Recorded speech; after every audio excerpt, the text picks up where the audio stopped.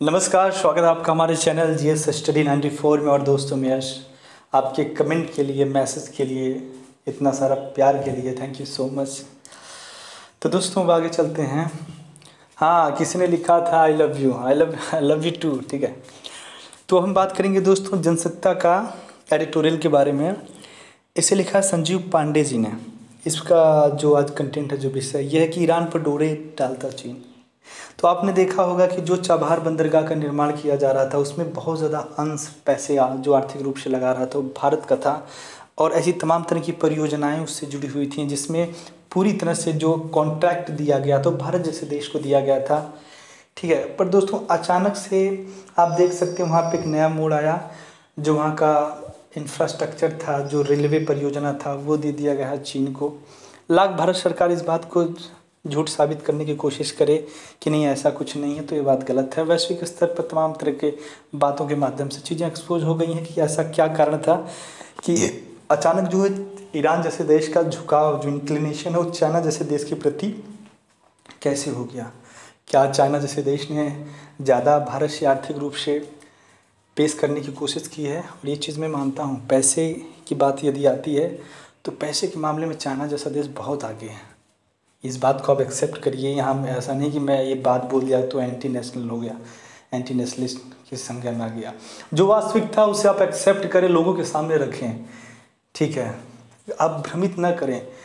जैसे miss information, wrong information पहुँचाने से आप जानते हैं, कभी कभार आपके परिवार के लोग ही आपसे कहते होंगे आलोचना बुरी बात नहीं है, यदि सही व्यक्ति सही समय पर यदि आपकी आलोचना करे कि ये चीज़ें आपके अंदर कमी है, तो हो सकता है आप उसमें सुधार कर लें।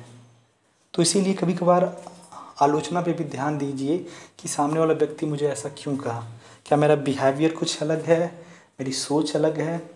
तो उस पर थोड़ा सा आपको स्टडी करना चाहिए, कुछ वर्क करना चाहिए। तो अब चलते हैं हम आगे।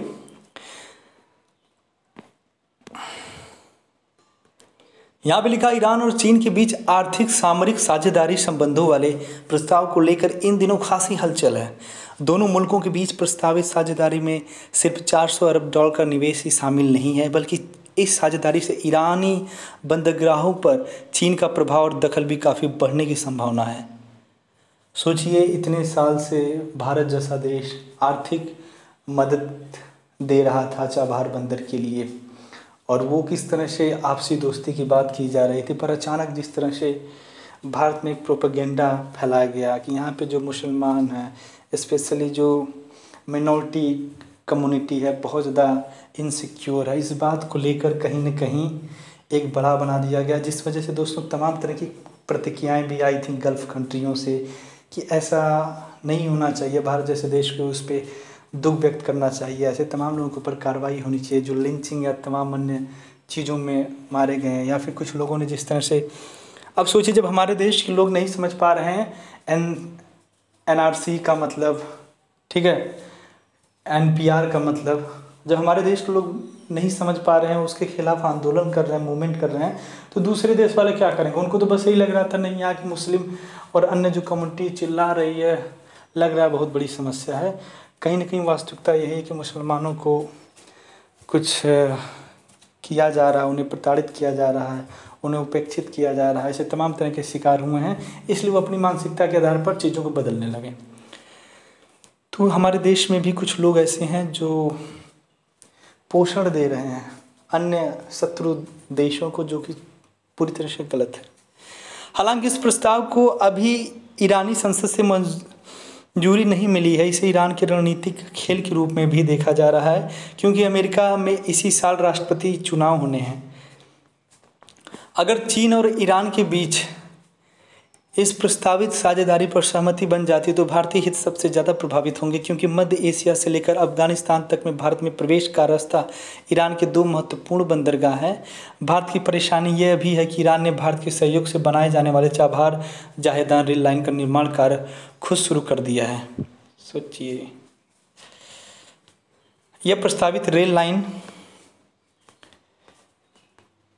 भारत के लिए काफ़ी अहमियत रखती है। रेल लाइन के सहारे भारत अफगानिस्तान के हाजीगंज तक व्यापारिक रास्ते को विकसित करने की योजना बना रहा है, लेकिन ईरान पर अमेरिकी प्रतिबंध इस रेल लाइन के विकास में भारतीय भागीदारी को लेकर बाधा बना हुआ है। ईरान चीन के बीच साझेदारी संबंधी प्रस्तावों से यूरोपीय देश और अमेरिका भी सतर्क है, क्योंकि साझेदारी पर सहमति बनने के बाद ईरान होर्मुज जलसंधि के पास स्थित जस्क बंदरगाह चीन के हवाले कर सकता है। तो देखिए, जो भी बातें चल रही हैं, चाइना जैसा देश एक ऐसा देश है जहाँ पर तमाम तरह की प्रतिबंध होने के बाद भी वो निवेश करता है, इन्वेस्टमेंट करता है। उसके बाद वो जो सामरिक क्षेत्र है वो अपने मंसूबे के लिए सबसे ज़्यादा जो हित जुड़ा होगा चाइना जैसे देश से जुड़ा होगा, उसके बाद जो कुछ बचा उचा होगा वो खुद उस देश से जुड़ा होगा जिस देश के क्षेत्र में होगा। तो वो पहला ईरानी एक ऐसा देश नहीं जिसके साथ उसने किया है। आपको पता होगा जो पाकिस्तान में ग्वादर बंदरगाह का निर्माण किया गया, उसके बाद चाइना पाकिस्तान इकोनॉमिक जो कॉरिडोर है उसका भी लाभ पूरी तरह से चाइना ही ले रहा है। खाली दर्शक बन के, जैसे नहीं होता है कि बड़ी सी बिल्डिंग हो उसका वॉचमैन हो, तो वॉचमैन का काम मात्र पाकिस्तान किया है। तो अन्य देशों को भी इस पर सोचना चाहिए, विचार विमर्श करना चाहिए कि किस तरह से आर्थिक उपनिवेश बना रहा है कई देशों को पैसे की मदद से। होर्मुज जलडबरू मध्य वैश्विक तेल आपूर्ति का एक महत्वपूर्ण रास्ता। दरअसल अमेरिकी राष्ट्रपति डोनाल्ड ट्रंप की जिद ने ईरान को चीन की तरफ जाने को मजबूर किया है। ईरान चीन सामरिक भागीदारी को लेकर ईरान में भी विरोधी स्वर उठे हैं, लेकिन सवाल यह है कि दुनिया ईरान से एक तरफा उम्मीद क्यों लगाए बैठी है।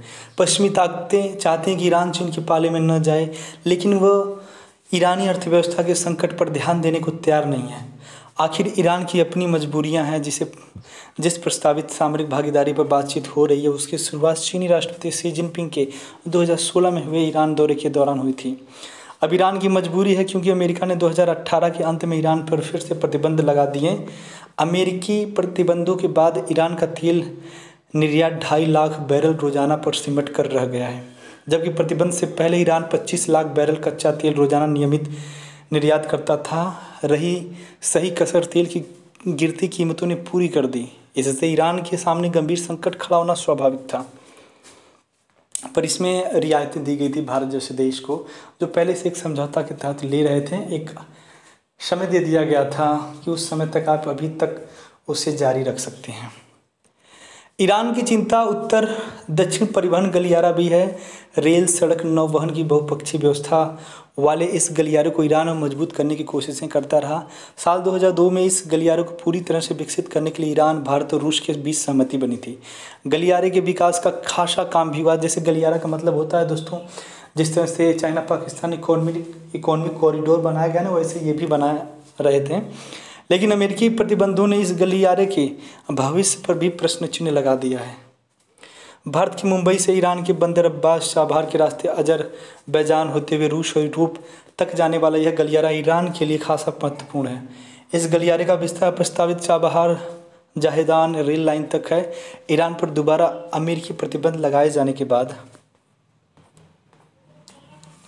रूस इस गलियारे से संबंधित कुछ योजनाओं से पीछे हट गया।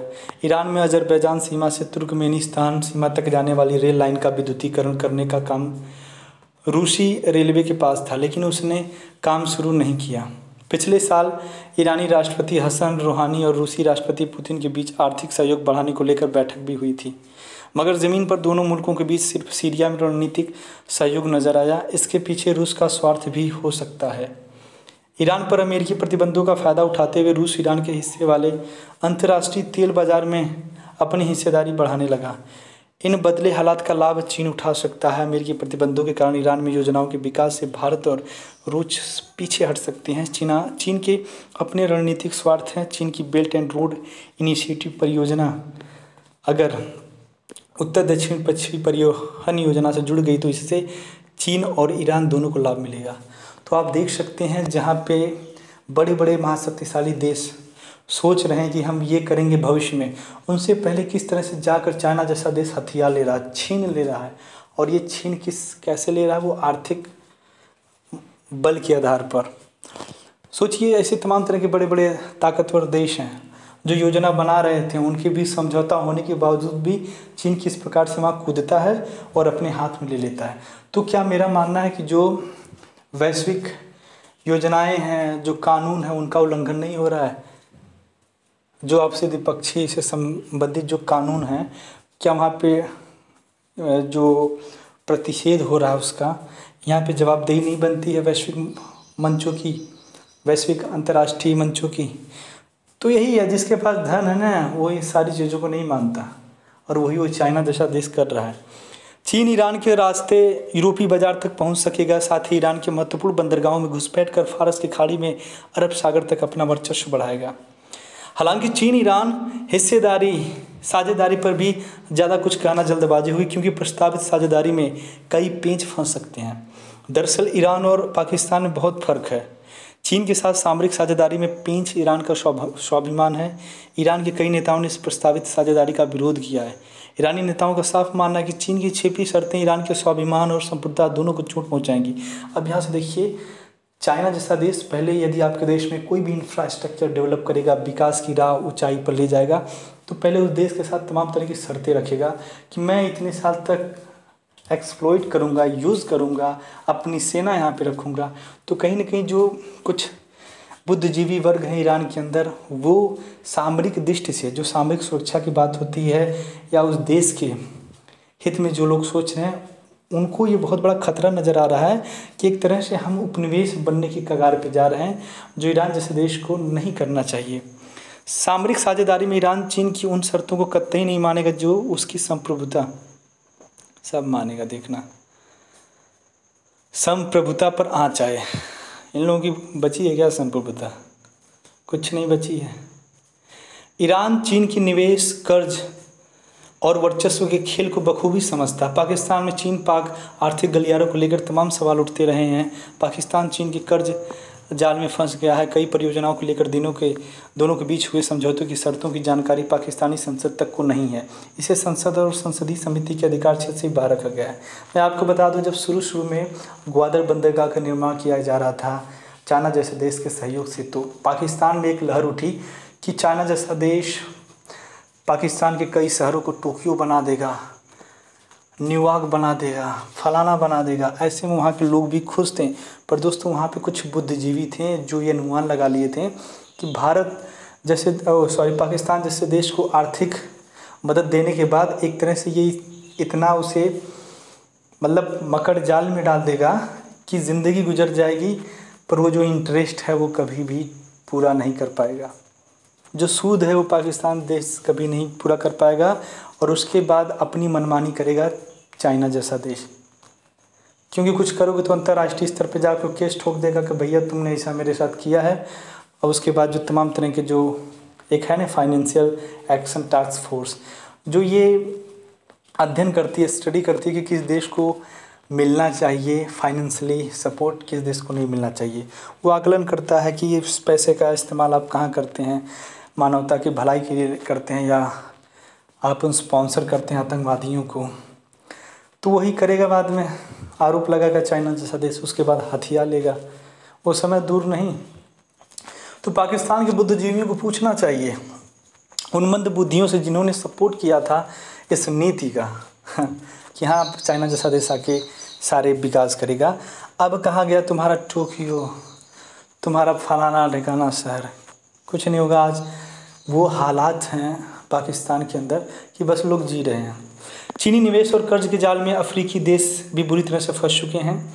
अंगोला जैसे देश को तेल बदले निवेश और कर्ज देकर चीन ने अंगोला का जमकर दोहन किया है। कई और अफ्रीकी देश चीन के कर्ज जाल में बुरी तरह फंस चुके हैं। इसलिए ईरान चीन से सामरिक भागीदारी करने से पहली शर्तों की गहन पड़ताल करेगा। ईरान सुन्नी अरब देश सऊदी अरब, संयुक्त अरब अमीरात और चीन के बीच के अच्छे संबंधों को भी नज़रअंदाज नहीं कर सकता। चीन के तेल आयात का बड़ा हिस्सा सऊदी अरब से आता है। चीन उत्पादों के लिए भी अरब जगत के देश बड़ा बाजार है। दरअसल ईरान ने चीन से साझेदारी बढ़ाने की बात कर संकेत दिए हैं कि उसे अगर बहुत ज़्यादा तंग किया गया तो उसके पास विकल्प खुले हैं।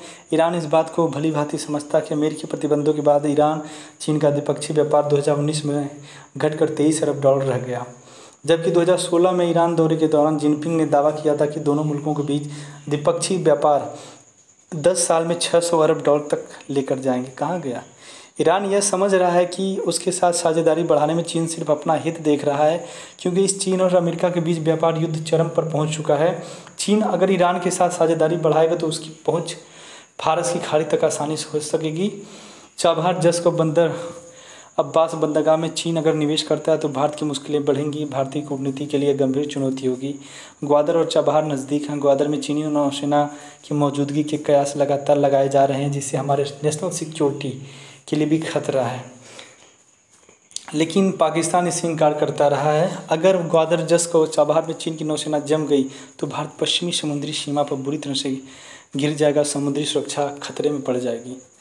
तो दोस्तों देख सकते हैं, जो चाइना की असल में जो पॉलिसी रही वो बस जो अपने शत्रु देशों को है पूरी तरह से घेरने का है, उसके बाद विवश कर देना कि भैया अब तुम्हें भी आवश्यकता है पैसे की तो हम दे रहे हैं, फिर वही हालत पाकिस्तान की तरह सबका हो जाएगा। तो आज के लिए इतना ही। नमस्कार, धन्यवाद।